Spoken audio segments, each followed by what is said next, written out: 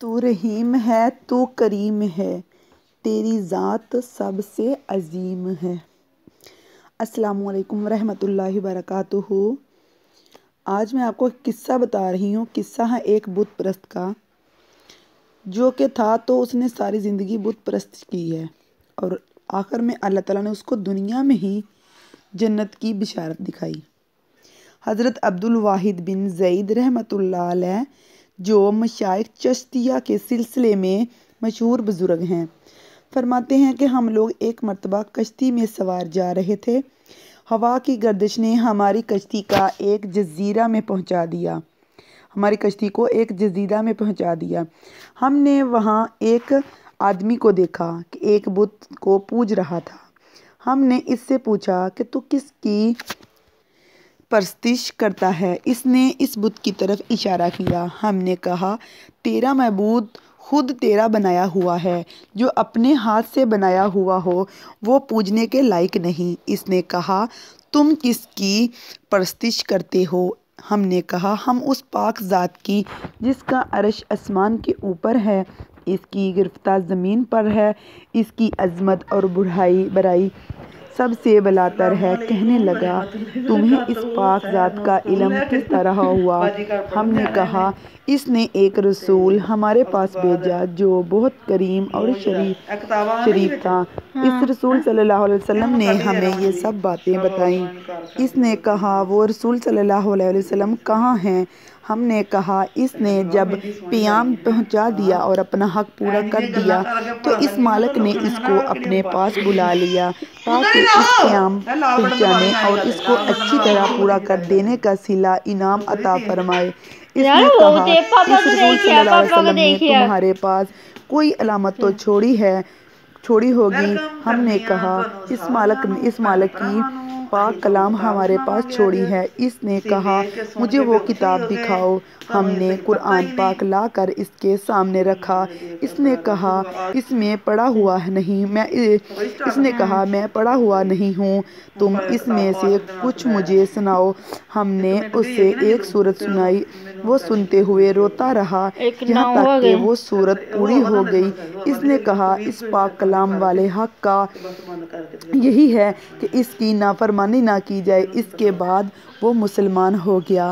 ہم نے اس کو اسلام کے ارکان اور احکامات بتائے، سبحان اللہ، اور چند صورتیں قرآن پاک کی سکھائیں۔ جب رات ہوئی، عشاء کی نماز پڑھ کر ہم سونے لگے تو اس نے پوچھا کہ تمہارا معبود بھی رات کو سوتا ہے؟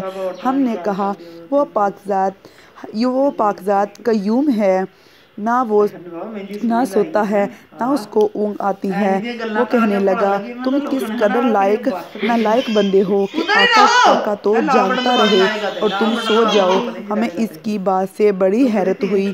جب ہم اس جزیرہ سے واپس ہونے لگے تو وہ کہنے لگا، مجھے بھی اپنے ساتھ ہی لے چلو تاکہ میں دین کی باتیں سیکھوں۔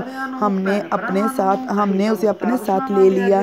جب ہم شہر آباد میں پہنچے تو میں نے اپنے ساتھیوں سے کہا، یہ شخص نو مسلم ہے، اس کے لیے کچھ معاش کا فکر بھی چاہیے۔ ہم نے کچھ درہم چندہ کیا اور اس کو دینے لگے۔ اس نے پوچھا، یہ کیا ہے؟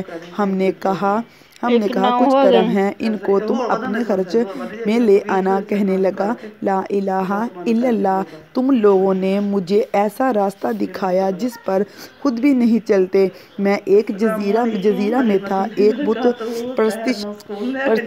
پرستش کرتا تھا، خدائے پاک کی پرستش بھی نہ کرتا تھا۔ اس نے اس حالت میں بھی مجھے ضائع اور ہلاک نہیں کیا، حالانکہ میں اس کو جانتا بھی نہ تھا۔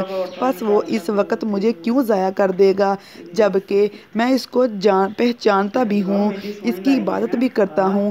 3 دن کے بعد ہمیں معلوم ہوا کہ اس کا آخری وقت ہے، موت کے قریب ہے۔ ہم اس کے پاس گئے، اس سے پوچھا کہ تیری کوئی حاجت ہو تو بتا۔ کہنے لگا، میری تمام حاجتیں اس پاک ذات نے پوری کر دی جس نے تم لوگوں کو جزیرہ میں میری ہدایت کے لیے بھیجا تھا۔ شیخ عبدالواحد رحمۃ اللہ فرماتے ہیں کہ مجھے مجھ پر فقط نیند کا غلبہ ہوا، میں وہیں سو گیا۔ تو میں نے خواب میں دیکھا کہ ایک نہایت سرسبز شاداب باغ ہے، اس میں ایک نہایت نفیس قبہ بنا ہوا ہے، اس میں ایک تخت بچھا ہوا ہے، اس تخت پر ایک نہایت حسین لڑکی کے اس جیسی خوبصورت کبھی کسی نے نہ دیکھی ہوگی، یہ کہہ رہی ہے کہ خدا کے واسطے اس کو جلدی بھیج دو۔ اس کے اشتیاق میں میری بے قراری حد سے بڑھ گئی ہے۔ میری جو آنکھ کھلی تو اس نو مسلم کی روح پرواز کر چکی تھی۔ انا للہ و انا الیہ راجعون۔ ہم نے اس کی تجہیز، تکفین کی اور دفن کر دیا۔ جب رات ہوئی تو میں نے وہی باغ اور قبہ اور تخت پر وہ لڑکی اس کے پاس دیکھی، اور وہ یہ آیت شریفہ پڑھ رہا تھا، اور فرشتے اس کے پاس ہر دروازے سے آتے ہوں گے اور ان کو سلام کرتے ہوں گے۔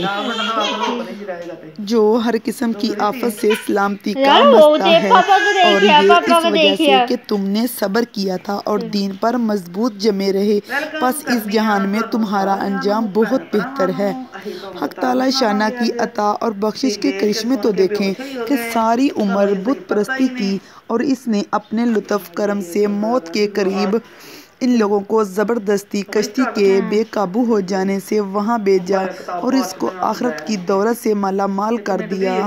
مالک المالک، جس کو تو دینا چاہے اس کو کوئی روکنے والا نہیں ہے، اور جس کو تو نہ چاہے اس کو کوئی دینے والا نہیں ہے۔ بے شک آخری میں اب مجھے امید کرتی ہوں کہ آپ کو میری یہ ویڈیو اچھی لگی ہوگی، یہ قصہ اچھا لگا ہوا ہوگا۔ اگر آپ کو میری یہ ویڈیو اچھی لگی ہے تو اس کے بدلے چھوٹا سا ایک سبسکرائب اور لائک تو بنتا ہے۔ جزاک اللہ خیرا کثیرا۔